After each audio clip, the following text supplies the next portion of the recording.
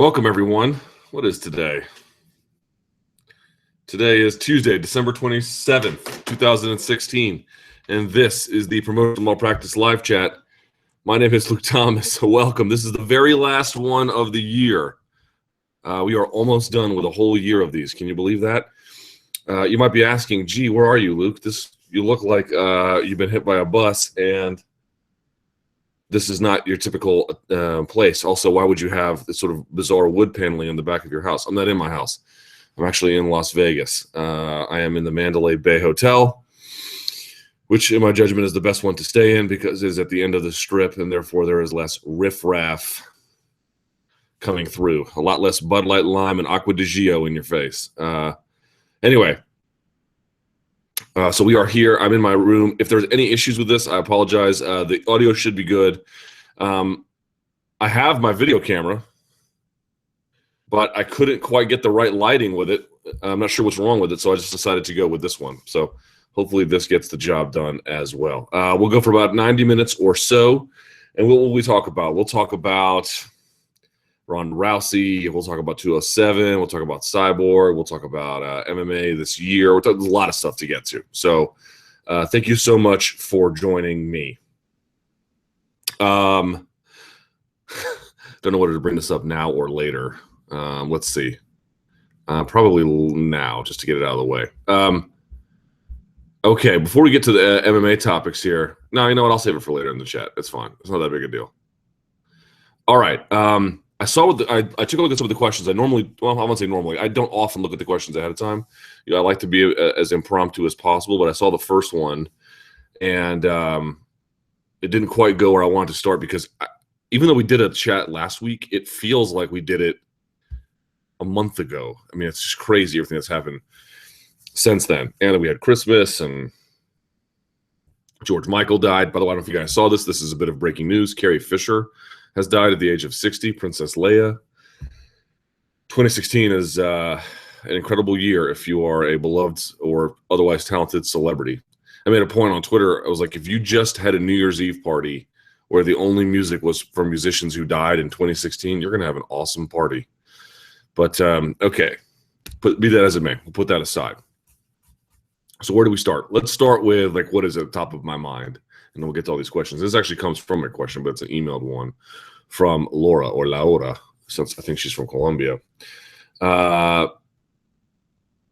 She says, all right, we're going to look up some questions. The media's the UFC's media mishandle. Will Ronda's lack of media obligations directly affect Amanda Nunes' ability to raise her pay due to the potentially less anyway, pay-per-view buys? So let's back up a step here if we can, and I want to talk about this Ronda Rousey thing for just a little bit. I had a lot of thoughts at first when I got the email from the UFC. What they do is like the week out, they send you an email and they're like, hey, here are the events, here's the addresses, here's who's going to be there. Is it open to the public? Is it not open to the public? What are the time slots? It just gives you a sense of what each day's event is going to be, who's going to be there, where it's going to be, what time it's going to be, and what you're basically going to be able to get so that you as a media organization can plan your coverage around it. And they sent it. It was Wednesday media day, Thursday weigh-in, Friday fight. That's it. You think of an event like this with Ronda Rousey, you would imagine there would be a ton of events through town. Usually, what is the UFC's, to this point anyway, mode of operation? It's almost exclusively more is more. They just believe more, and sometimes to a fault. But when they go to a live event and they have a city where they're really trying to make an impact, or an event where they really want to let folks know about it, they're not shy about it. And this time it is a significantly reduced fingerprint, shockingly so. So there's that. But in just thinking about this a little bit, I was trying to figure out, how do I feel about this? On the one hand, I feel like Rousey's media withdrawal is in some ways understanding. We talked about this on the MMA Beat a little bit. But there was two other things that occurred to me that we never really said there that I really want to say here, which was, number one, or maybe three things. You know, number one, if you're a media outlet and you planned, like, you have to understand this, doing this stuff is expensive.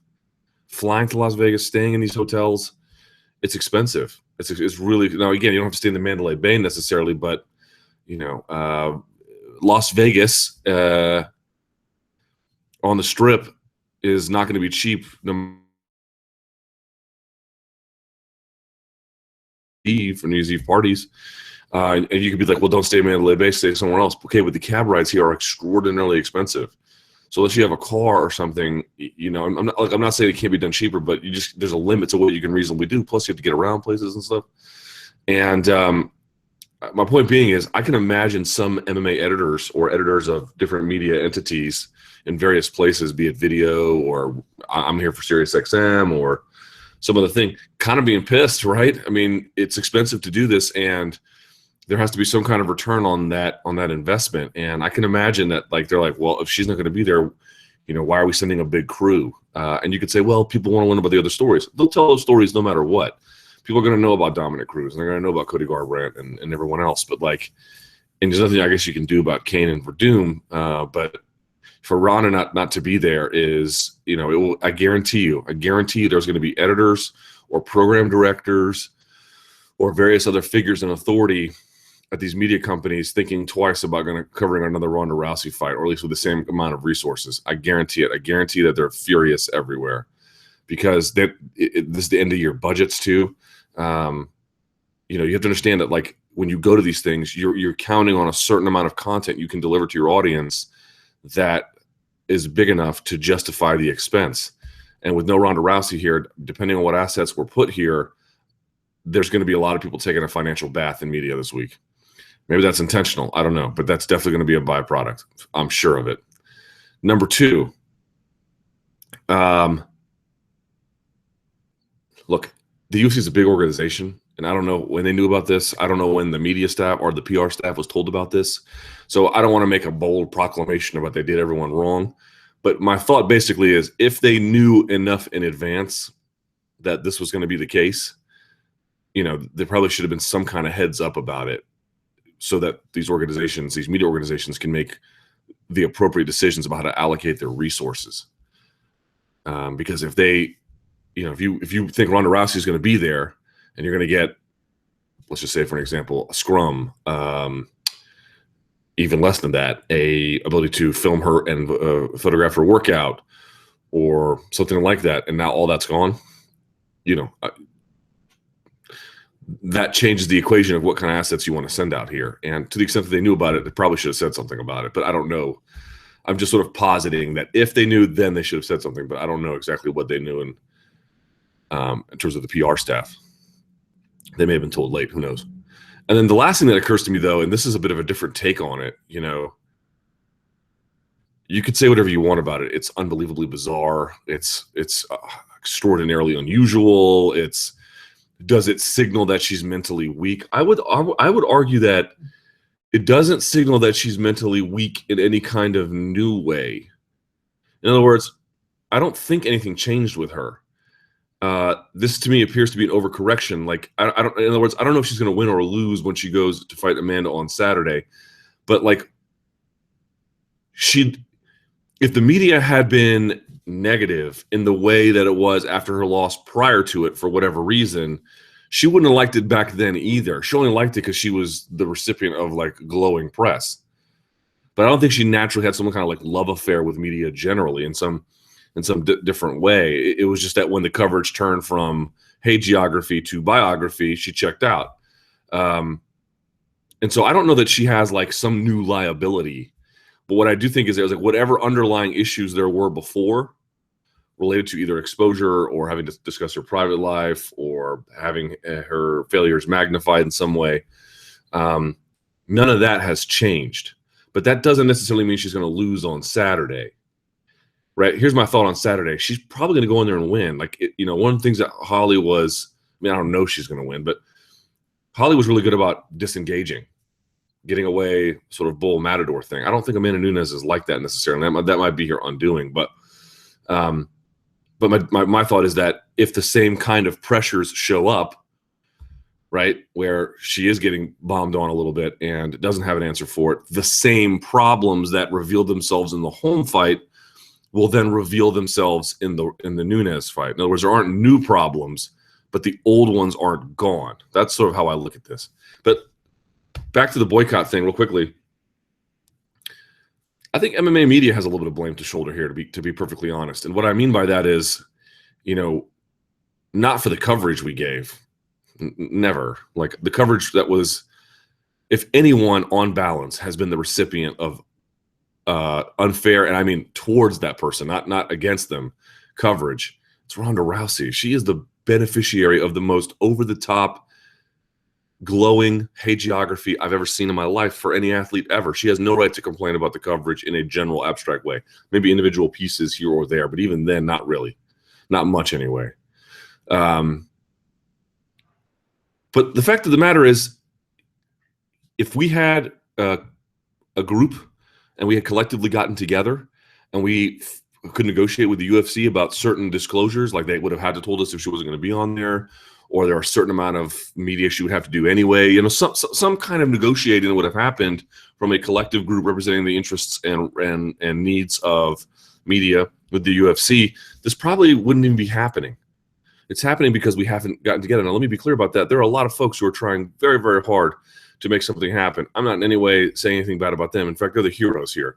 The ones who are trying to get out there and all the time make this happen.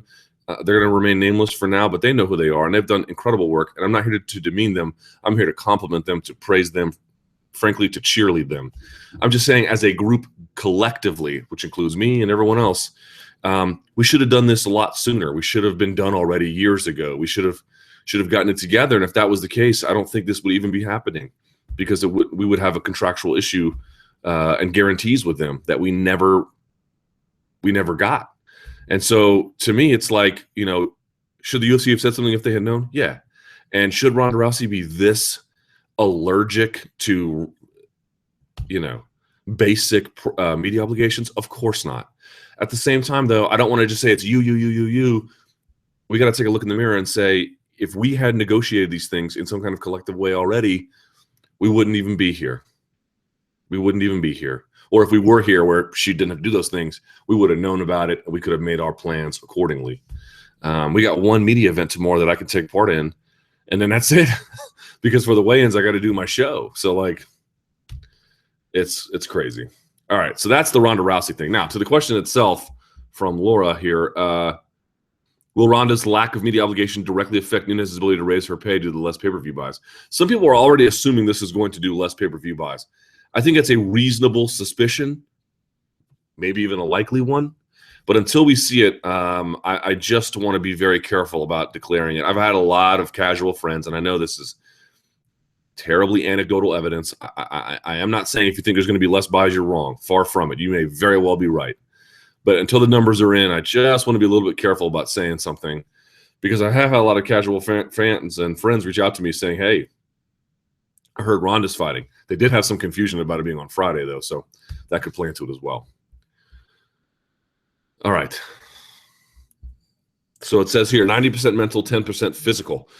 Knowing what we now know about Nunes and forgetting everything we know now about Rousey from UFC 193 onward, I think it's safe to say that most would predict a Rousey victory in this fight based on skills and in-ring accomplishments. But the past year of seclusion has raised more questions and doubts about the abilities of Rousey going forward than any Holly Holm high kick ever could. How big of a factor do these mental questions play in your prediction for the fight, and how much weight do you give those against what we know about both competitors' skills in the cage? Here's what I would say for me, and this will change depending on who you ask. You could get a wide variance here. But for me, I'm going to say that it matters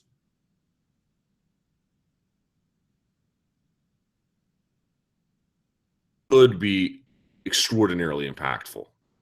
Because if we're just dealing with questions and not known entities, known quantities of agreed upon facts, we can only make so many declarations or judgments about it. In other words, for the reasons I just mentioned, Amanda Nunes doesn't really clinch break and circle and stay away and is super mindful of distance.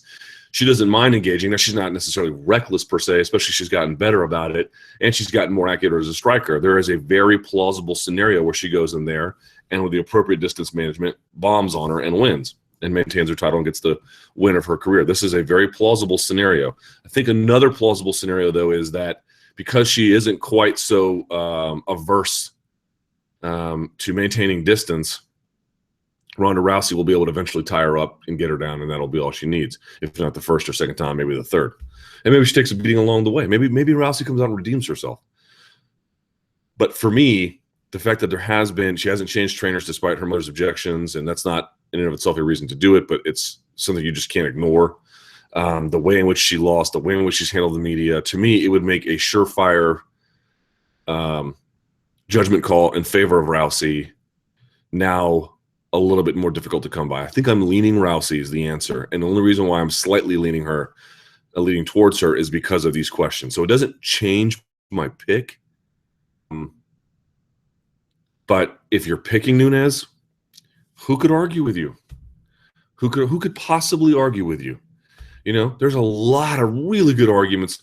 Hell, even if Rousey was 100%, you could make an argument for Amanda. And maybe Rousey is 100%. You know, maybe some of these questions are totally unfounded. This is what I mean about the nature of questions. It's not like we have answers. We have questions, and that makes it difficult to parse what's valuable and what's not, and what's real and what's imaginary, what's paranoia, what's incisive inquiry. So it doesn't change my pick. But, of course, if something goes out there and she crumbles in, let's say, 90 seconds, you can be like, oh, God, maybe those questions really were well placed, you know? Okay. Did you catch Henrik Mkhitaryan's scorpion kick Golasso yesterday? I mean, am I Armenian or what? All right. Cruz versus Garbrandt. Although he may have been offside. Who cares? All right. Hey, Luke. The build-up to the Cody versus Cruz match seems reminiscent to the Woodley Wonderboy fight, where people were confident in the old-fashioned flat-footed wrestle boxer would get schooled by the more intricate striker. Can you see a similar fight unfolding in this one as the Woodley fight? That's an interesting way to think about it. I've never thought about it quite like that.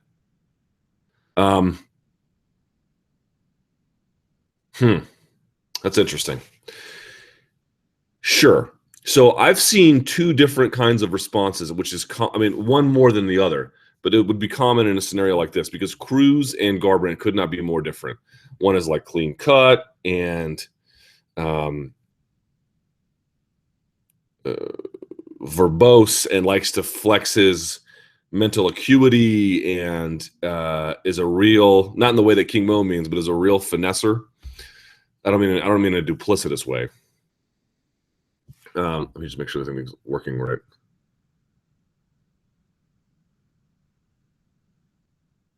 There we go. Yes, I think everything's going fine. Okay.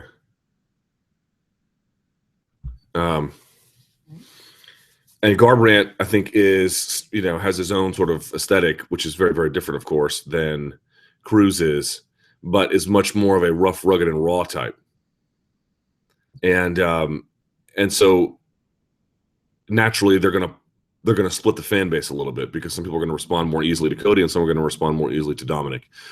I would think that more people are here's what I've seen. A lot of people are very confident that Cruz is going to go in there and show them what time it is. Very plausible scenario. There is less of this, but there are also people very confident that Garbrandt is going to go in there and shock the world. And Garbrandt, is one of those guys himself, man. If you interview him, his, Cruz's assuredness is there too, but his appears to be rooted in the sense of duty. In other words, here's what I have to do at each of these stages, and I have game planned it out. I have prepared for each of these scenarios. If he does X, I do Y. If he does A, I do B. If I do C and he does C or E, I pick a. He's got all of these things very, very parsed, julienned, as it were. And every single stage of it, he's got some kind of thought process or game plan or technique or tactic. Garbrandt appears very much in the sense of what he can and needs to do, and and just believes if he just brings that to life one way or the other, probably sooner rather than later, everything will just take care of itself. I'll get to this other question here about Nunes in just a second that just popped up. So the answer is, I didn't see it quite in the terms you're putting it at, as like Woodley versus Wonder Boy, although there was that polarization there too. That was more rooted in identity, and that was also rooted in a real disrespect for, or at least an inability to acknowledge Tyron Woodley's clear technical improvement. Like he is, there are some people like he's just a better version of Johnny Hendricks. No, he's a way better version of Johnny. He's not even a version of Johnny Hendricks. Johnny Hendricks is a lesser version of him or something. Like they're not even close, man. But here's my point about this. MMA is funny. Garbrandt has big ass power, big power, and a big belief in it and a big willingness to use it. And I'm not saying Cruz can't shut his lights out, but it's not the likeliest of scenarios. And even if Garbrandt's getting tuned up a little bit, it's not going to take much for him to change the course of that fight. Now, Cruz has a good chin. How do I know? We've seen it. And TJ Dillashaw told me that on what, Thursday? TJ Dillashaw was like, I hit him with some good shots, and he took them well. Like, he doesn't take a lot of damage, so he's got a lot of resources left in his body to accept a big shot when it happens.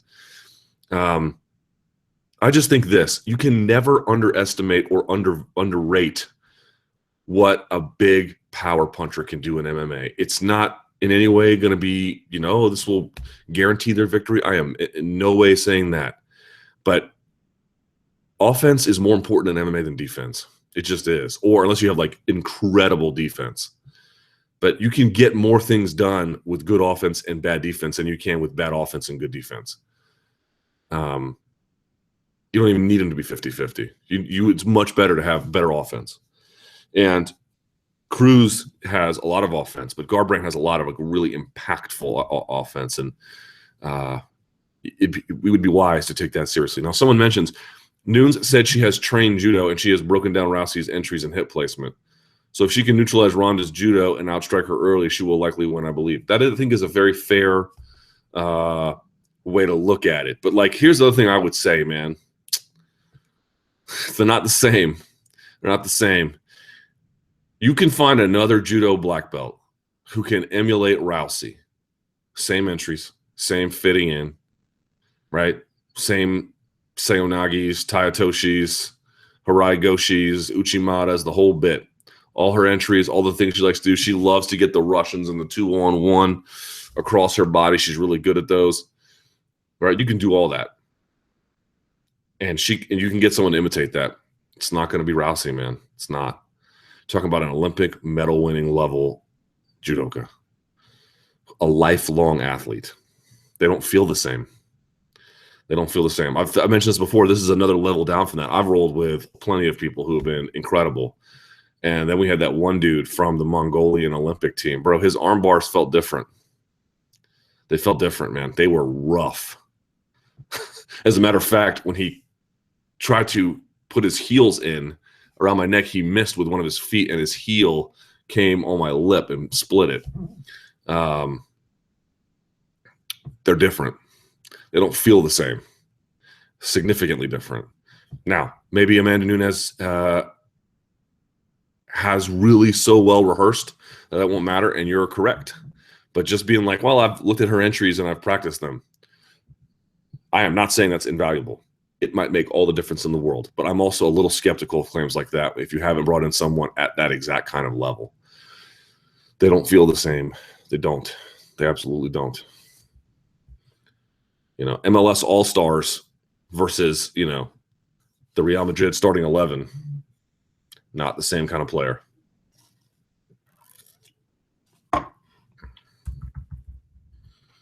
Now, the MLS All-Stars might be better than, let's say, the Barca starting 11, but that's a different story. UFC champions losing belts. As we reach the last UFC event of 2016, out of the champions that started this year, only Joanna, DJ, and DC still have their belts. What champions, if any, do you think will have the belt this time next year? Where is my dented wall? Yeah, it's back in DC. What champions, if any, do you think will have the belt this time next year? Ooh. Maybe Joanna. Hard to say for Amanda. DJ probably. Cruz is a tougher one. Who knows what's going to happen at 145 and 155. 170 is going to be tough. 185 is going to be tough. 205 is going to be tough. And heavyweight's going to, well, maybe Stipe. Maybe Stipe.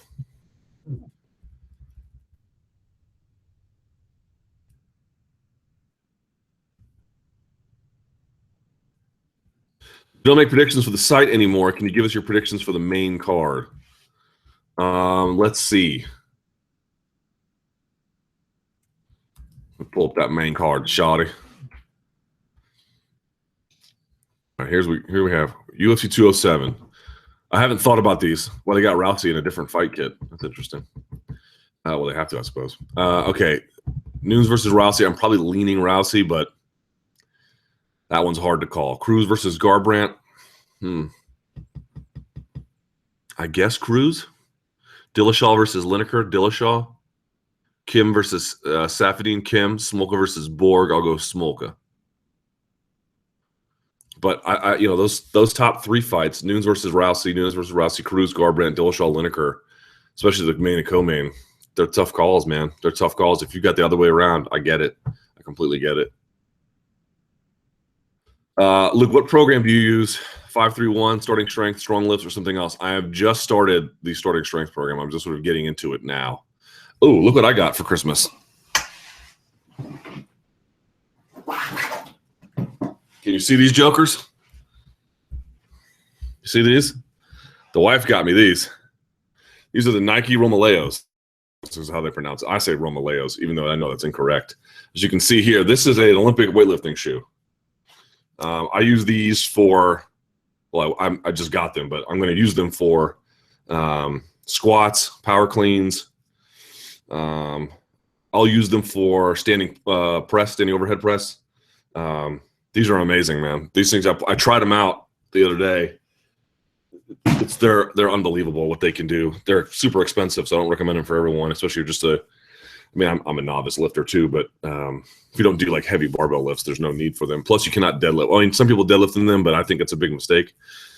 But if you're tall like me, you don't have a lot of ankle mobility. If you don't have ankle mobility, it's going to be hard to get both proper depth on squat, and just there's going to be a lot of problems associated with it, including health problems, technique problems, drive problems. So the Romaleos help fix that, and they glue you to the ground. What you want out of a weightlifting shoe is you don't want compression, right? You want it to be no compression on the heel, so that when you lift, it doesn't drive the other way down. You want everything to go up, and it provides that incredible stability, and then it gives you that forward lean that you need for power cleans, especially squats. If you're like 6'2" or more, you don't have to get those. There are other ones you can get, but you should, if you lift barbells 4 to 5 times a week and you're tall, consider getting the appropriate shoe. For deadlift, I just use Chuck Taylor's. Here, I think I got those too. Yep. These are my deadlift shoe. This is my deadlift shoe. Why? Because it's flat bottomed. There's nothing to it. If I could, I would deadlift with just bare feet, but most places don't let you do that. Or a sock. This is what you want for a squat. You want that forward lean. You want the opposite for a deadlift. You want completely flat. You want the portions of your foot, heel, ball, and the other side to be completely sucked to the ground. And so I use these just as a matter of like to protect the feet and everything like that. So I'm going to go to, CT Fletcher's a bit of a donk, but his Iron Addicts gym is not too far from here. So I'm going to get an Uber at the end of the day. I'm going to go check that out. Go do some lift, and maybe Kali Muscle will be there and we can do curls. All right.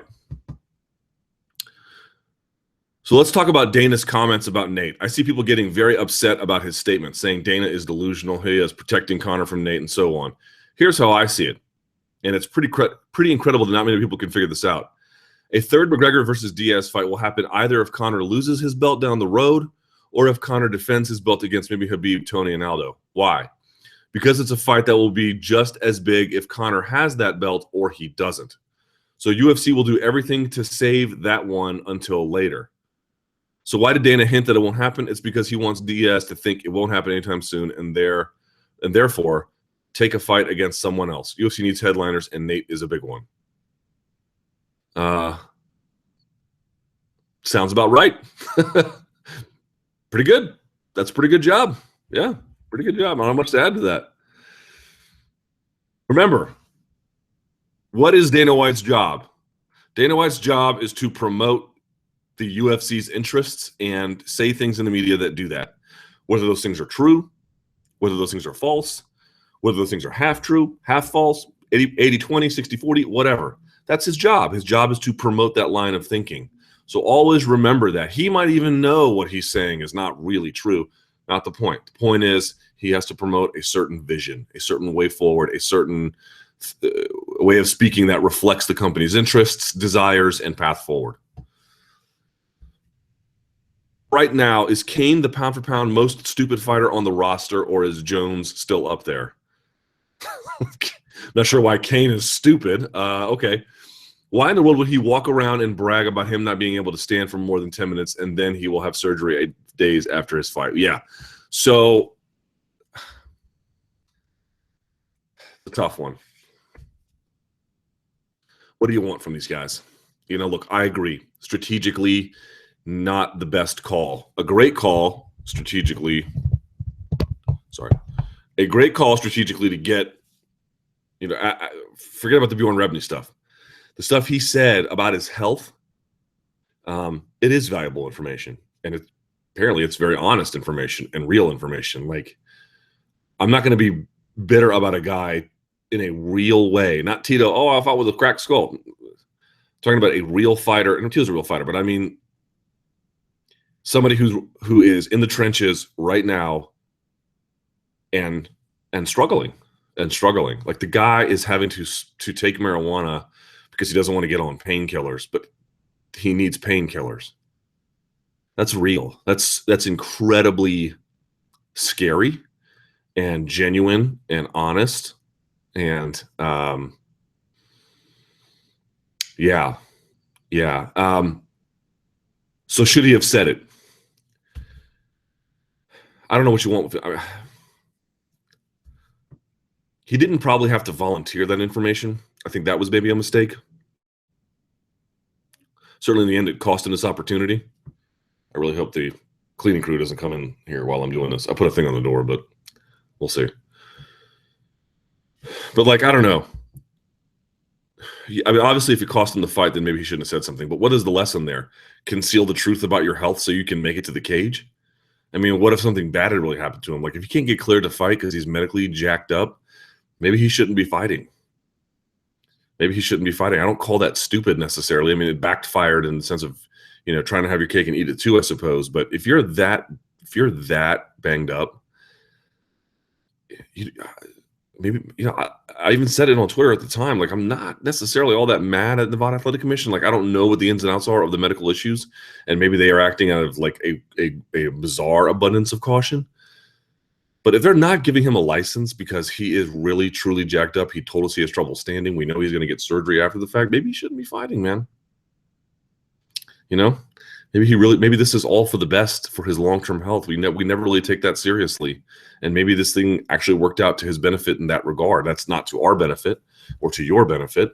But, you know, maybe in 20 years he'll look back and be like, I'm glad they did that. Who knows? I think the bigger question to me is like, dude, what is so, like, I've had back problems, but never like that, where I can't stand for more than 10 minutes. I have to sit. Man, if you have back problems like that, there are some serious questions you need to start asking yourself. And there are some important points of discussion that you need to have with your medical doctor, or your doctor, or your medical supervisor, whatever, whoever is in charge of your medicinal well-being. Your back is central to everything. your back, your lower back in particular, is all of that has to work for everything else to be valuable. And if that is compromised to the point where you can't stand for more than 10 minutes, you have real problems. And marijuana is not going to fix that either. For all the, for whatever documented medical benefits there are for marijuana use as a way of pain management, that might be fine. But you have an underlying condition that is severely affecting your quality of life.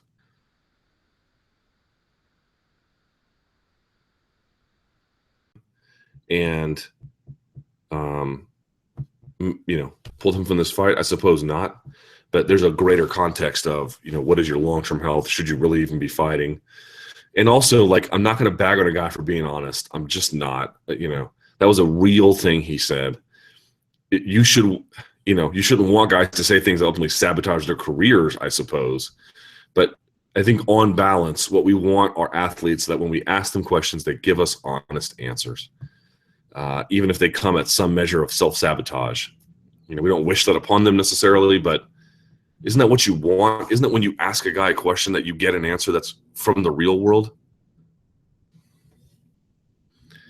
John Lineker question from last week. I don't want to say Lineker versus Dillashaw breakdown. And I'm still not prepared to give one. I'll tell you what. Let me think about that. I'll put one on my personal YouTube channel. How about that? I will. I'll make it like 4 to 5 minutes. I'll put it on my personal YouTube channel.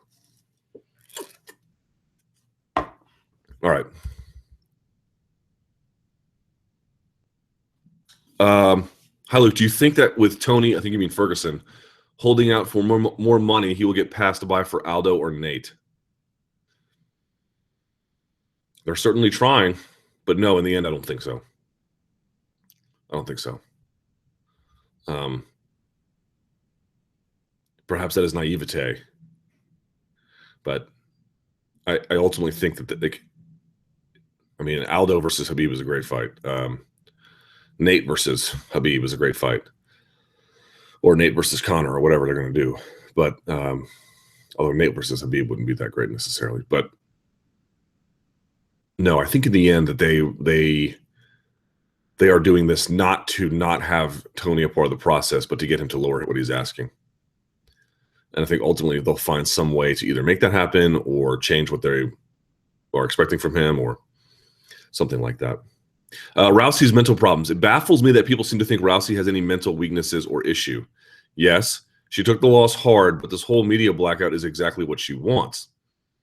It's pretty clear that she attributes her loss to overworking in media, so to do no interviews is surely a good thing. I would be more worried if she was doing media. Do you think she has a mental problem? Well, I am certainly no medical professional to give any kind of answer there. So, I'll leave the question of whether she has any mental problems to the people who are equipped to make those kinds of judgments, which I am not. And I also think you bring up a decent point. Right. She's not doing media. She's living her life every day, basically the way she wants to live it. That is probably a very good thing in terms of getting ready for a performance. Embedded cameras, from what I can tell, do not appear to be in her face. She doesn't have to worry about me asking her about anything. There aren't any questions that she has to answer for about Edmund Tarverdian. This is probably good for her in that sense, if we're talking about what will ultimately raise her level of performance on Friday night. However, it's not that that's not true. It is true that those things in the short run will have a great benefit.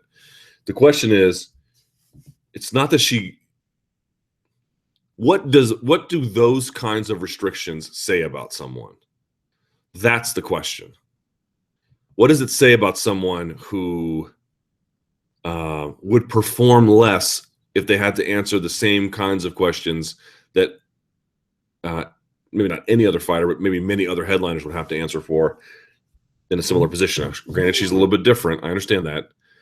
Maybe she's way different in some capacity, but if if there was a narrow amount of media time, how many questions would she realistically have to answer? In other words, if she didn't do any interviews and she didn't do a scrum, but she did a pre-fight workout, no scrum, and then did a press conference. The whole press conference, let's say, lasted 45 minutes, and let's say she had to answer 10 to 12 questions. 12 questions? Would that really impact her? And if you're saying the answer is yes, then you have to ask a question about, like, what does that mean? What does it mean that, let's say 10, let's say even 15, that 15 questions about your loss, maybe your coach, maybe your future, are so ruinous potentially that the mere act of having to listen to them or entertain them could affect your performance? That would signal some kind of, I don't know what kind exactly, but some kind of fragility. That's what that signals, it seems to me. Certainly, we can have a different opinion. So I think I agree with you that the fact that she's not having to entertain them will assist her on Friday.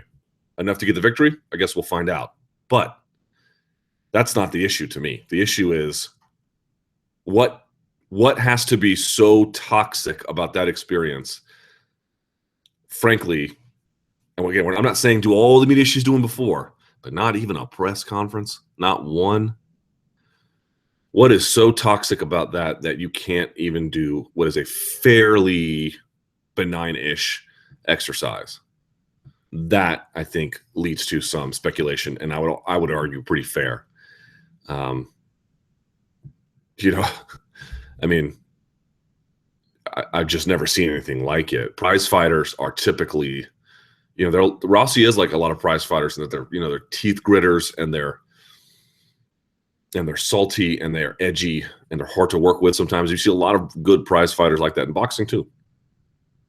But ultimately, they're so confident that they believe that they are in control. They believe they're in control. And so I don't know that I get the same sense of her having control over everything. Someone says, for her to attribute her loss to anything but walking at an elite striker with her chin up is delusional.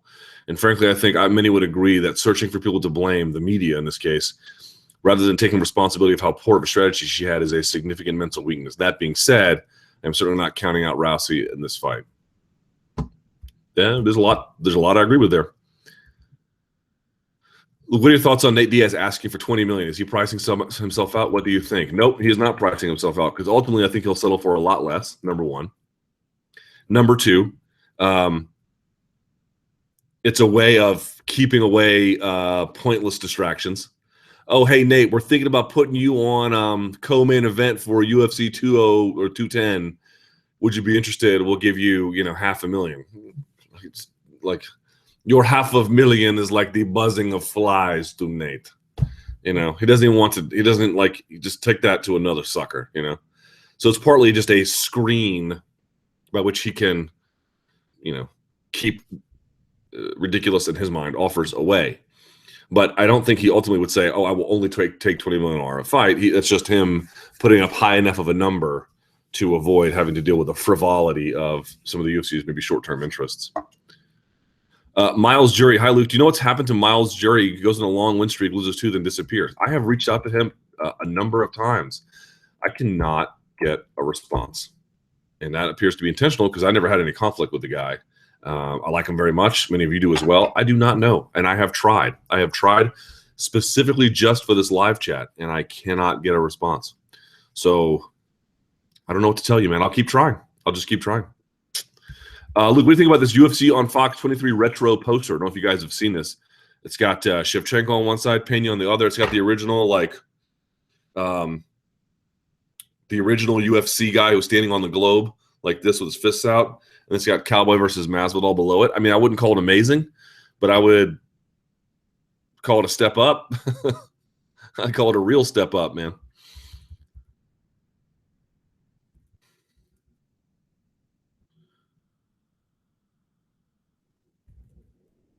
Didn't get 3 wrecks, but I like it. Luke, how will you best remember 2016, both in terms of MMA and just in general? Well, it was a lot of professional change for me, so I will remember it for that. Going 5 days a week with SiriusXM, which is both exciting and scary at the same time.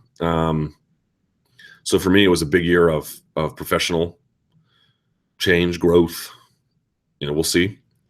And then just for the sport generally, for me, this was the most insane year I've ever seen in my life.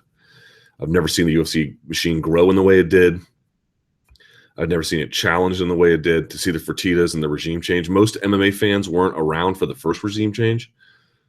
So this feels like the first one in many ways. So the first one that really matters, although obviously the very first one mattered because the Zuffa era was when the company was saved. But you know what I mean? Like,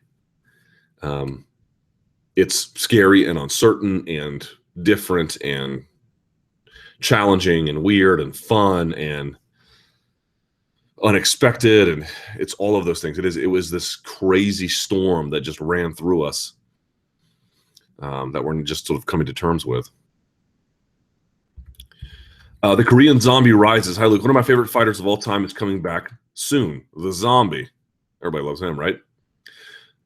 Can you do a quick breakdown of his fight with Bermudez? Man, that's going to be a tough. Well, Bermudez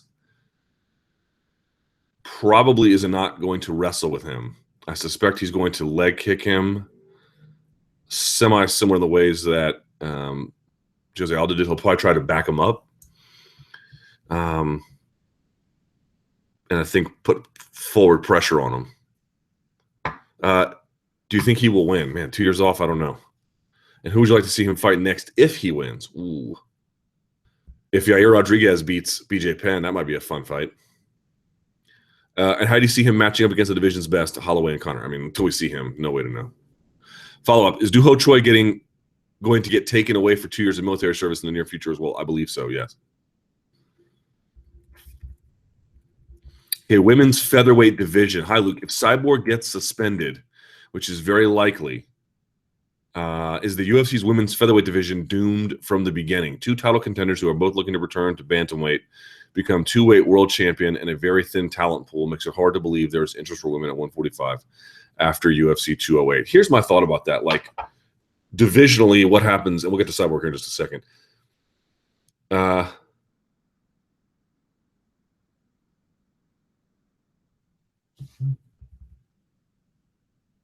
do it in a minute.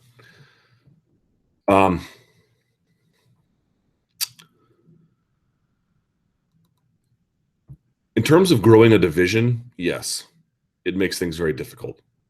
But what if they did this? And maybe this actually won't work. I haven't completely thought this through, but what if they just had the belt, and when they could make fights, they did, and they made a good faith effort to try to put those together, but they didn't hammer themselves to grow a division when it wasn't really possible.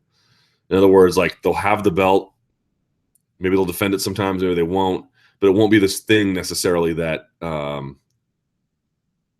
we obsess over, like strawweight or bantamweight.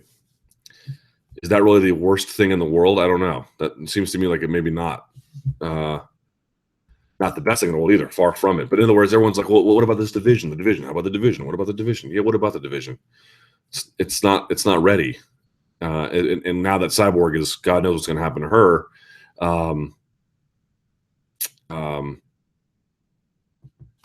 Hard to say exactly when it will, if ever, grow. But my thought is, you've already announced it. What if you just had a scenario where, rather than you make these people defend the belt 3 times a year, you just have fights in that division, and you have title fights in that division to the extent you can, but you don't really belabor the point. I wonder if that might be possible. Okay, here's the Cyborg one. UFC knew about Cyborg's failed test ahead of time. I don't know if that's true, but maybe. Now that we know Cris Cyborg failed a USADA test, it makes a lot more sense why the UFC decided to create featherweight belt without her. Maybe. Do you think UFC knew about the results weeks before it became available to the public? No, I don't think so. I think the answer is they couldn't get Cyborg to move on it. They had to get something for that February pay-per-view. All the reasons that we mentioned before, right? They had already canceled the January pay-per-view. Pay-per-view is still the biggest revenue driver for the company. They couldn't duff on this February one. Aldo versus Holloway, back then was like, if they're not going to have that, they got to have something. So all of those reasons explain it. But let's talk about Cyborg for just a second, because you guys have well known my positions on this. And this, I think, changes some things. The worst thing you can do is hold a position in the event of new information and say it doesn't matter, because it does. Now, how much it matters, I think we're going to find out.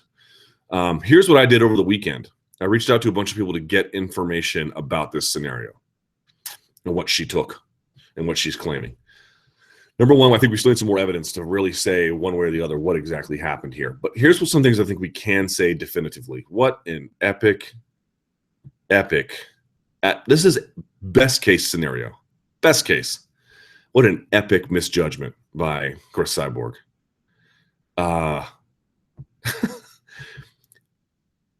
Forget before this had ever happened. Before Thursday, we were actually all the MMA beat guys. We were sitting down at lunch right outside the Vox offices, and we looked at our phones. And we were like, "Are you kidding me?" Okay, forget all that. Think about life just before that moment. If I had asked you, name one fighter, name the one fighter who cannot afford the mere appearance of impropriety as it relates to anti-doping. Whatever you think of the anti-doping rules, whether you think they're great, whether you think some need revision, whether you're like me, you think not a lot of them need revision, whatever. Name the one fighter who cannot afford even the mere appearance of impropriety.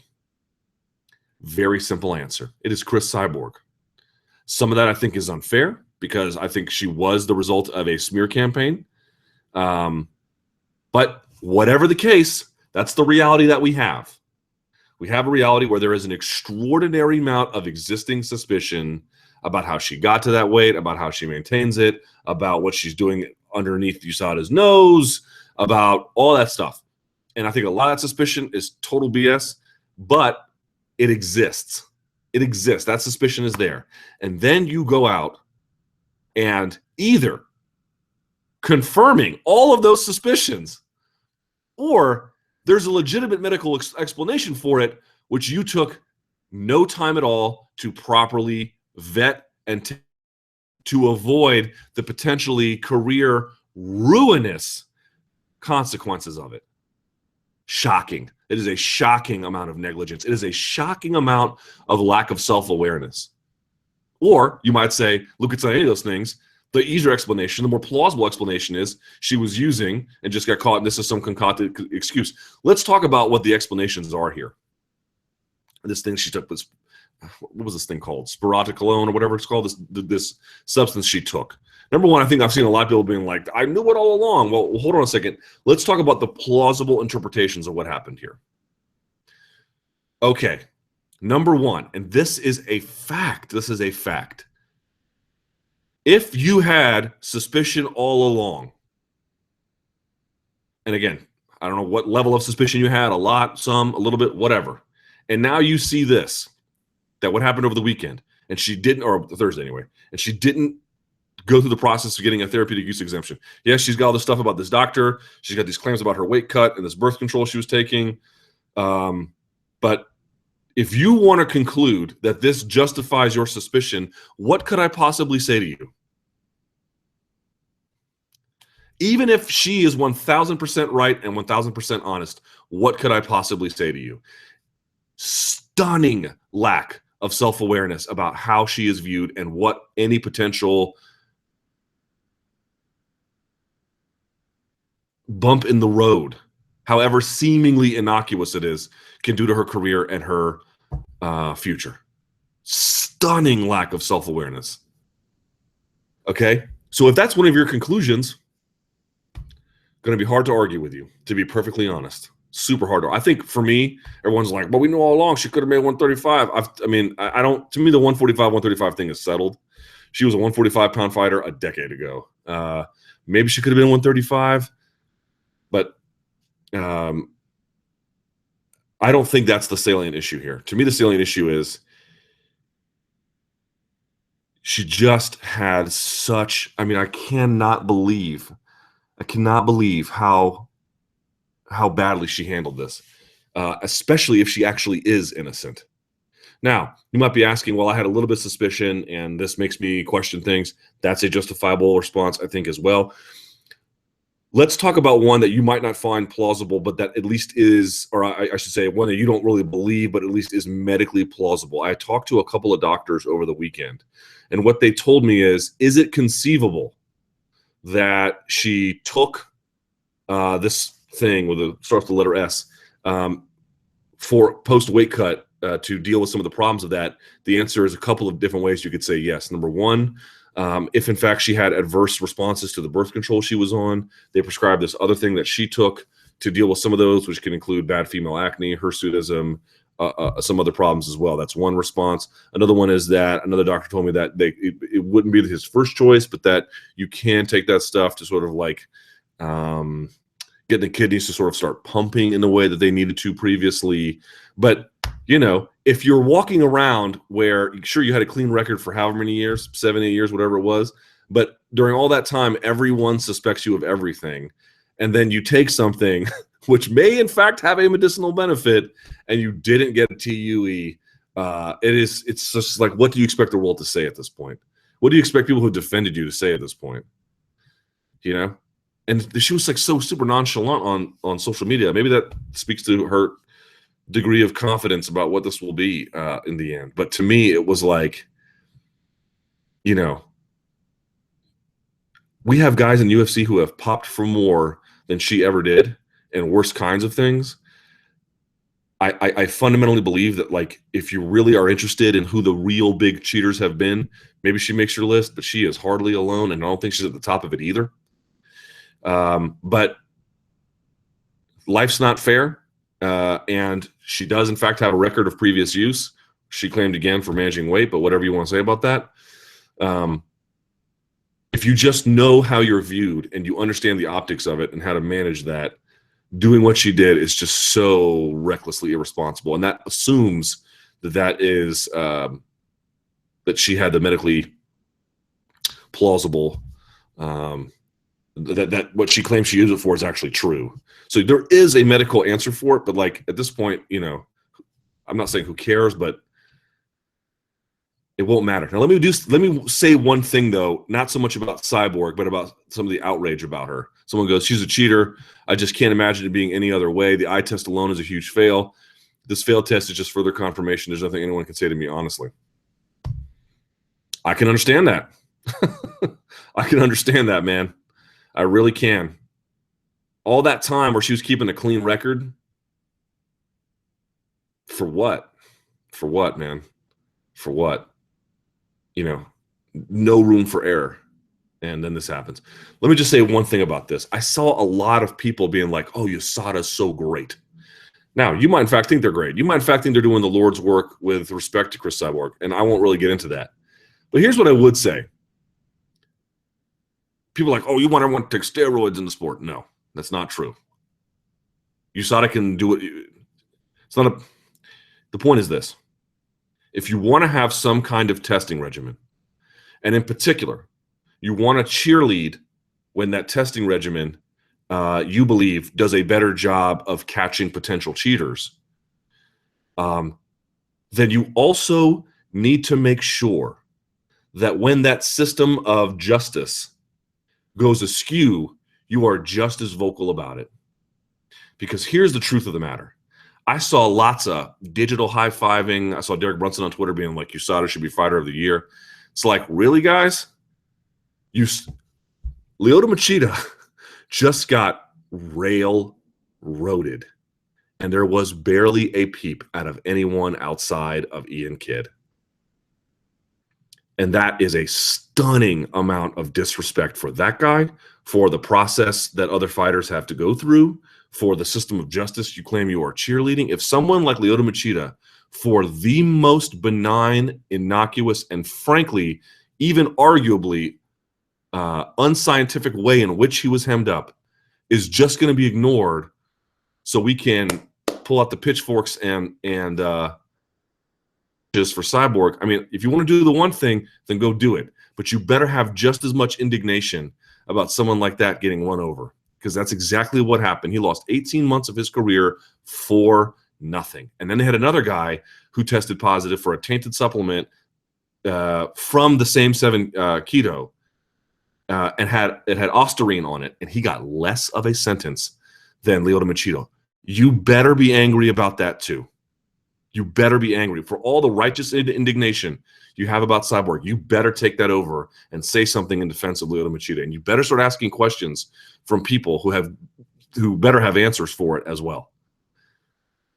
So it's fine if you just want to say, well, look, this is great that my suspicion was confirmed about Cyborg, if in fact that is your interpretation. But how about giving Lyoto Machida one more look at his situation? Because the guy got royally, and I do mean royally, screwed. The system still needs revision. The system still needs some changes. People like that, like Lyoto Machida, who have basically done nothing wrong, don't need to be on suspension. And guys who do things that are more negligent than that, getting lesser sentences, that better be a wake-up call for you. The system is far, and I do mean far from perfect. And you had a case where a guy, at the end of his career, loses 18 months for something bodybuilders won't even take because it doesn't even work. And I heard barely a peep. So like these ideas of like, we take justice seriously. We take anti-doping seriously. No, no, no. You take one side of it seriously. You like the testing side. You like the theater side. You like the cops and robbers side. You don't quite like the other side that's a little bit more complicated and a little bit more involved and a little bit more murky, but it's equally important to the larger body of work that either USADA or any other anti-doping organization undertakes. All right.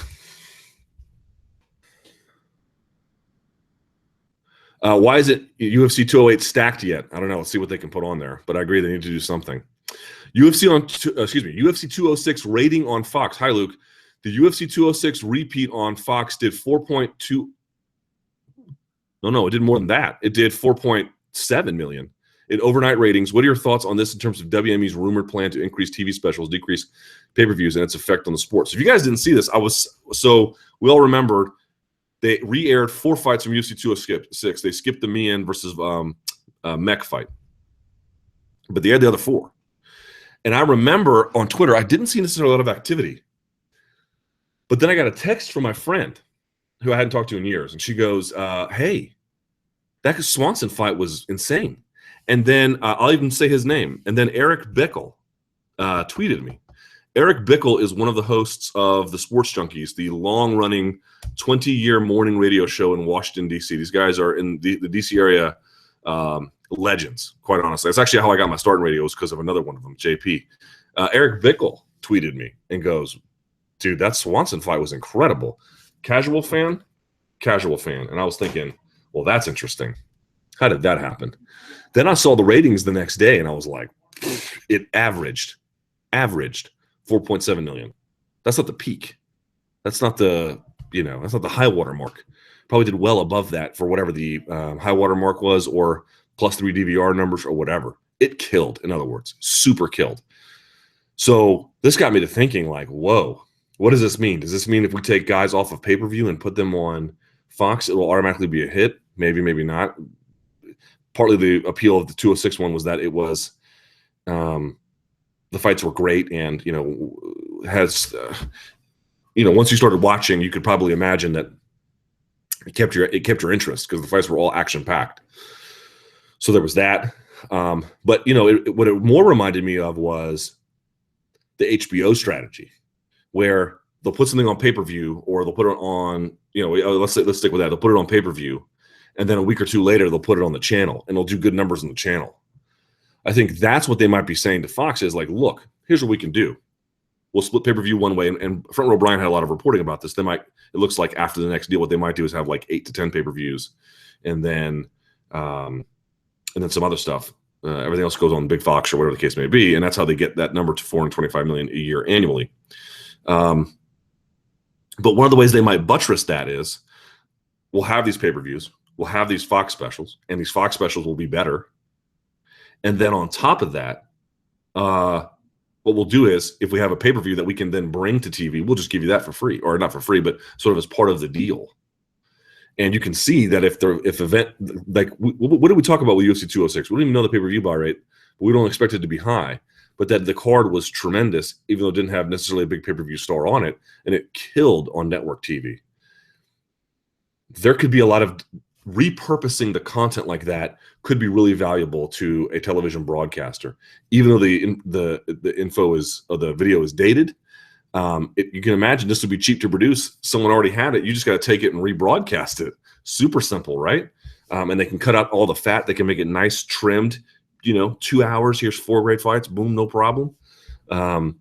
Man, that was a real hit on their hands, and I'd be curious to see what the final numbers are. But that worked. So I think it tells you, one, you can take these sort of better pay-per-view quality cards to an extent, put them on there. Although 206 didn't have the stars and had the fight, so that's not the best example. But more that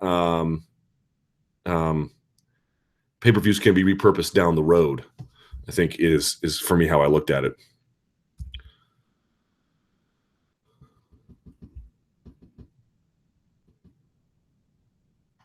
Basically, someone's asking, who would you want to see next for the welterweight match? I don't care. I also wouldn't mind Tyron versus Diaz or Conor or Maia. I wouldn't care about any of them.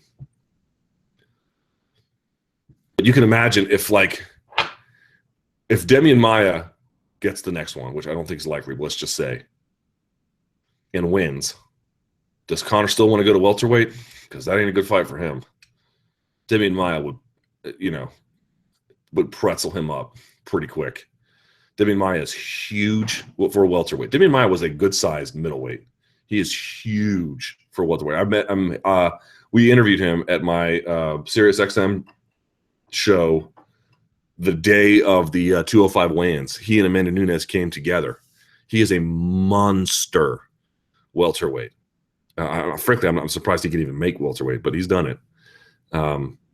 That's a terrible fight for Conor, man. Really bad. 2017, a big year for Bellator with the upcoming debuts of Chael Sonnen, Fedor, and Rory McDonald, the interest in Ed Ruth and Michael Page, the return of Rampage, and the possibility of a Chandler Henderson rematch through the year. Bellator is shaping up to its biggest year in promotion's history. Yeah, do you think they could compete with the UFC in pay-per-view? No. Maybe with a one-off, but certainly not in general. In your opinion, which fighter of the mentioned above, other than Fedor, is key to big numbers or interest? Bellator's 2016 was weird because on the one hand, they had a lot of success in going to these new territories, right? They went to Italy, they went to Israel, they went to Ireland, just to name a few places. I don't know what's happening with their kickboxing business. I don't really get a good read on it. It certainly doesn't appear to be making a tremendous impact. The ratings have been good in parts, but they haven't come out with a blockbuster number. I think losing Kimbo Slash really hurt them. And I agree that they're poised for some big moments in 2017. Coker's, plan has been have the frog slowly boil in the pot until it realizes it's too hot. But the 2016 to me was a mixed bag. You lost your biggest headliner, and that wasn't it did big ratings, but it wasn't a truly embarrassing spectacle. And the rest of the ratings were but then they had this international success, and those events mostly went well. They misplanned the Ireland one by having Ishii versus Lawal at the end, but other than that, it was a pretty big deal. The Gallagher kid's pretty good. So, which fighter is mentioned above? That's the other thing. Ed Ruth is looking pretty good. Michael Page, didn't have his greatest run. Rampage. I just need to see them turn the corner where they produce a stacked event. It just felt like to me there was a lot of filler with Bellator still. They've got these pieces. They've got Ruth and they've got Darian Caldwell and they've got Chael Sonnen and Fedor, but it never feels like it comes together in an event. And it feels like there's just so much filler with them. And as a consequence, nothing really stands out for me. Nothing really just, grabs my attention in that kind of way. I don't know. We'll see what happens in 2017. Luke, hey, one thing I've noticed no one talk about recently is if Ronda's long break might be a good way for her brain to recover from the KO she suffered. I've heard plenty of people comment in the past that they should like to see more fighters take at least a year off when they get brutally KO'd, but no one is talking about it for this fight. What are your thoughts? Do you think the long break might end up being an advantage? Sure. Medically, I think it has. It's great. Who could argue with that, right? Question is, if she didn't have some of the issues about how she believes the media treated her or whatever the case may be, these sort of external things, would she have come back sooner? This is an open question for me. Hey, Luke. With all the chaos at 145, would you rather see Frankie Edgar battle back in contention at 145 or move down to 135 and maybe fight someone like Lineker or Dillashaw? I'd like to see him get one more run at it at 145, but I will say this. If that doesn't work, I'd love to see him at 135. His coach, Mark Henry, has been adamant from day one he could easily make 135. No problems at all. I would love to see him down there because those would be some really fun fights, really fun. A fight with Lineker or Dillashaw, or, if Edgar is really good down there, if he's got big power down there, Frankie Edgar versus Dominic Cruz. People don't want to see this. I want to see that. Sorry, my room here is not the best for podcasting. Is Verdum officially off the card now? Yeah, I think so. Well, I can tell you this. We got the updated list of names for the media day, and Tarek Safadine and Dong Hyun Kim had been added, and Fabricio Verdum and Cain Velasquez have been taken off. So take that for what it is worth.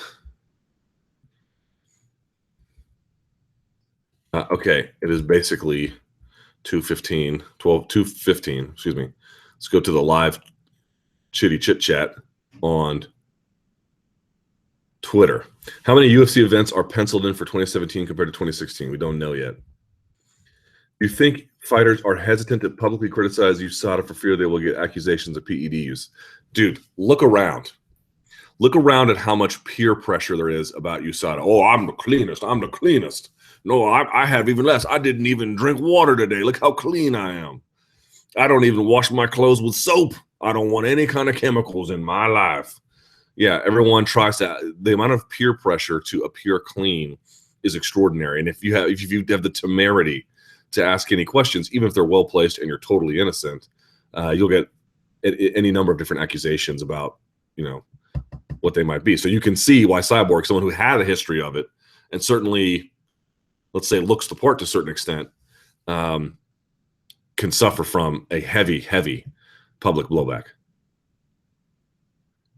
Have you ever been in a hotel that had bed bugs? Yes, in New York City. It shall remain nameless.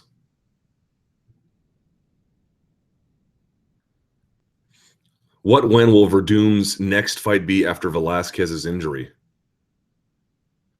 I have to look at the calendar, but I would imagine first quarter. I don't know what they're going to do with that mess. What is your favorite George Michael song? I will not pretend to be a big George Michael fan. And I think it's a Queen song, but I saw a rendition he did of Somebody to Love. He did a good job with it, And obviously his death is incredibly tragic. Luke, do you know of Tenshin Nasukawa? And if so, would like to hear your thoughts on this young striking prospect. Have you guys seen this kid? Tenshin his name never sticks in my head. Tenshin Nasukawa. Sorry, I look. This is how much coffee I have today. Keep in mind, I'm 3 hours back. Nasukawa is a beast. Have you guys seen this kid? I think he's like, 18 or 19, something like that, maybe even less than that. He's somewhere in that neighborhood. This kid is a phenom. Shout outs to Lawrence Kenshin, who's been featuring him. Grabaka Hitman on Twitter is all over him. That's how I heard about it, was through those guys. And I watched some of his kickboxing work. Whoa. A born phenom this kid is, man. Look out for him. They're talking about an MMA debut for him. I don't know when, but Tenshin Nasukawa is, I'm telling you, the genuine article. Pay attention to that name. Remember it here. Everyone who is high on this kid is not delusional. He is brilliant, and he can do all the different styles too. He can fight a Thai style. He can fight a more kickboxing style in the open. He can fight in close. He can clinch. He can do it. He can do spinning attacks like Taekwondo style. He can do it all, man. He is super, super incredible and very young. Watch out for that name.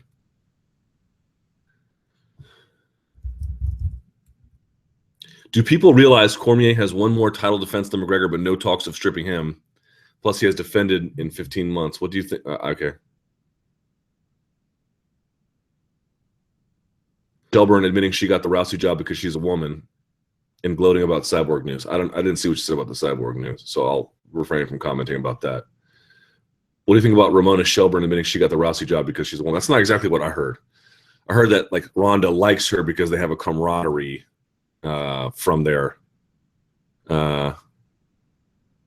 womanhood, which I find not surprising. Not really a great reason to do an article on someone, but it's not very that particular thing does not offend me. Does Cowboy have to go on another 8-fight win streak to get a title shot at welterweight? Maybe so. Someone says, please do a collab with Cali Muscle if he's at Iron Addicts. I will try. Do you consider Rousey to have a bully mentality? Sure, but I don't know if that's a bad thing. At least not altogether a bad thing. Is MMA's top Revelation 16 the fallacy of the belts? No. That would not be my top revelation. What division is the most technically proficient? Lightweight. Have you tried Dollar Shave Club? No, but I'll tell you this. I am sponsored. My show is sponsored by Harry's, which is similar to Dollar Shave Club, only it's better because it's Harry's. Fair to say that the window of females fighting prime is shorter than a man's, or is women's MMA still too new to tell? Still too new to tell. You might be right, but need some more evidence. If you exchange Edmund with Faraz, what would be different in Ronda's career, in your opinion? Shit, everything. You'd have a lot less questions you have to avoid, wouldn't you? Boy, they fired Bob Bradley. How long was he manager? 2 months? Oh, man. Americans can't catch a break in England, huh? That sucks. Poor Bob Bradley. Basically, if McGregor never missed the UFC 200 press conference, would John Jones be suspended right now? John Jones would be suspended independent of it. I'm not sure what that means. If Submission Underground does indeed make the match between John Jones and Dylan Dennis, who do you think wins? Well, I'll say this. Dylan Dennis, pound for pound, is an infinitely better grappler than John Jones. Question would be the size difference and how much John would negate him as a consequence, like both strategically and with size. But if you're just asking, like, who's the better grappler, Dennis is by a wide margin. Do you eat beef jerky? I mean, not regularly or something. If GSP is a free agent, why is he still in USADA testing? I don't know what the hell that's asking. True or false? Rousey's media refusal is a sign of mental weakness and not addressing her coach's mistakes. When we talk about mental weaknesses, though, what does that mean? Like, is it some kind of fatal mental weakness that will obviously have an impact on Friday? I don't think so. I mean, maybe it'll have an impact, but you have to understand what that means. Like, many of these fighters have mental weaknesses or emotional weaknesses. Why do you think they got into? What has to be wrong with you sometimes? Not in every case. Like Uriah Faber's a little bit different, but like lots of these guys who get into fighting come from fairly jacked up backgrounds. I don't want to stereotype them, but it's not an uncommon thing. Like they carry with them pathologies or weaknesses that we don't normally ascribe to other people. Obsessing about Ronda's. I mean, I think it's fine to ask questions about it, but like people are like, she doesn't want to talk to the media, therefore she's walking around, barely holding back the tears. I don't think so. I just don't think that whatever caused her to have this feeling, she's resolved. And unless she's made proper technical developments, if she faces adversity again, this unwillingness to answer for the world might hurt her in the end. I think that's sort of how I look at it. Do you think Weidman can come back from 2 brutal losses and remain a top 5 middleweight in 2017? Yes, but he needs tune-up fights. His career will go very quickly if he doesn't get those.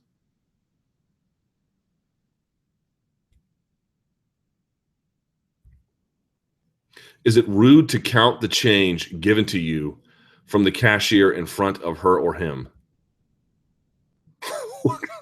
I don't know what the nature of these questions are. Is it rude to count the change given to you from the cashier in front of her or him? Sure. Let me say this. I was going to mention this at the top of the show, but I didn't want to get there. So let me just say this as a disclaimer, because I had to travel here yesterday.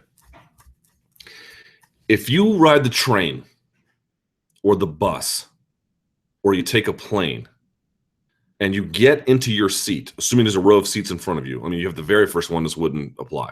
But if you have any other one but the very first one, if you lean on the seat in front of you to slide your ass into your space, I want to wrap your knuckles with a car antenna. I think you are physically weak and deserving of extraordinary ridicule. Who are these people that can't even control their own weight to quarter squat into a seat? And then what they do is they just yank your seat backwards. So you can't. I was sleeping, and this lady behind me yesterday, I mean, hanging on that seat like it was like she was Sylvester Stallone in Cliffhanger, bro, for dear life, hanging on to this seat and then ricocheting me forward when she let go. What, bro? What are you doing? What are you doing? Look, if you're truly infirm, if you're getting on a train or a plane and you have like a walker or a cane, all right, man, all bets are off. And they should give you the front of the plane anyway. Fine. I'm not talking about that. But this lady did it. She woke me up, and I looked at her. She was like, I was like, I mean, you just woke me up. And she was like, oh, I'm sorry. And I stood up, and she said something to me yesterday, and I didn't hear her, but I could see the guy next to me like look at her and then look at me, meaning like she said something, you didn't hear it. So I pulled my headphone out because I always have headphones, always travel in public with headphones. And she goes, one day you'll be old like me. And I said, first of all, lady, I'm 37 and I'm almost fully white. I'm a hungover Anderson Cooper, number one. Number two, perpetually hungover Anderson Cooper.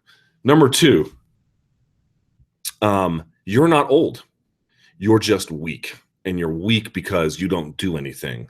You get in your car and you drive to work, and then you walk to your office. But you don't walk around. You don't make movement part of your life. Like, I live in a city, and I have a bike. I have a car that me and my wife share. But I walk to the metro. I bike to the office or whatever the case may be. I make movement part of my life. I go and I take time out of my day to go weight train. Now, I realize everyone doesn't have to do that last part, but I'm just saying we're not talking about an exceptional amount of weight. We're talking just enough management of your body weight to slide and sit. That's it, without having to yank on the chair in front of you. If you can't do that, you need to go to the gym. You need to change your lifestyle. You need to fix it. I'm not talking about people who are infirm, legitimately elderly people. That's not what I'm saying. But this lady was just, I wanted to look at her. I didn't say this, of course, because and then I had a Marine Corps shirt on. She was like, "Are you a Marine? Thank you for your service." So she was nice. I didn't want to be in her face, but I wanted to be like, lady, I got good news for you. You're not old. I got bad news for you. You are super, super feeble. Like, get it together, bro. You should be able to manage yourself. I get on these planes and these trains, and these women pack, and I'm sorry, it is the women. Sometimes it's the dudes, but it's mostly the women. They pack these luggages, and they go, "Hey, can you help me get up here?" Yo, if you if you pack luggage and you can't lift it over your head, don't pack that much. I'm not your courier. They look at me and they're like, "Hey, Chewbacca, can you come help us? You look like you could lift this for us." And I'm like, I know I do, but what are you doing? What are you doing? Like, if you can't lift the luggage over your head, you don't get to keep the luggage. I should be able to take your luggage. If you have to ask me to take your luggage and lift it because you can't, I get to have your things. I get to rifle through your things and make it light, and I get to keep what I want. Oh, look at that. I have a nice new Amazon Kindle. Thank you very much. I appreciate that. Oh, I'll take that nice new camcorder as well, whatever the hell is in there. I'll just take your clothes for no reason, and then I'll throw them in the garbage because I get to keep your stuff at that point. That should be the new rule. I really believe that. Stop asking me to do that because you are infirm. Ronda versus Tate, EBI rules. Who wins? Ronda. Who would you have on GSP versus McGregor? GSP. Boycott airplane seat grabbers. Not just airplane, train or bus. Stop grabbing my freaking seat. New trend is going to fancy steakhouse, yelling F Luke Thomas and pouring yellow mustard on steak. It used to be pouring A1. A1 is also for filthy animals. Let's see. Who has a worse accent, Romero or Nunes? Well, that's racist. Have you heard any news on Lorenz Larkin's free agent status? No, but I will look into that. Someone says Tension is fighting in Ryzen on either the 29th or the 31st. Yeah, there we go. But is it kickboxing or MMA? I haven't been able to keep up with this. I think it's kickboxing. You think Ronda talks if she loses or skips everything and disappears? Seems like that would be the end. The question to me is not if she talks if she loses. The question to me is, does she talk if she wins? And if she does, what does she say? Because apparently she's bitter at half the free world. Do you find it strange that no matter which union or organization comes up, fighters are still skeptical? Do I find it strange? No, I don't find it strange at all. Let's see if there's one more if I can get to this.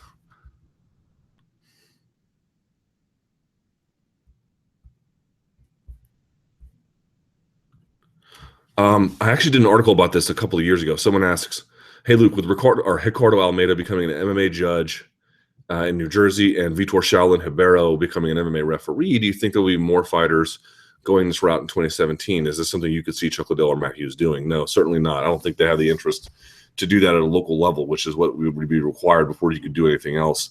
Second of all, I'm generally in favor of those kinds of guys, former fighters or whatever, taking on officiating roles, but they're not perfect for it either. I mean, how many times have you heard a fighter be like, oh, I super won that fight. Oh, I went back and I watched and I super won. You'd be like, dude, you clearly didn't win this one at all. Like, obviously they're going to have a level of technical expertise that, many of us are not going to have, me included, but that doesn't necessarily make them great officiants.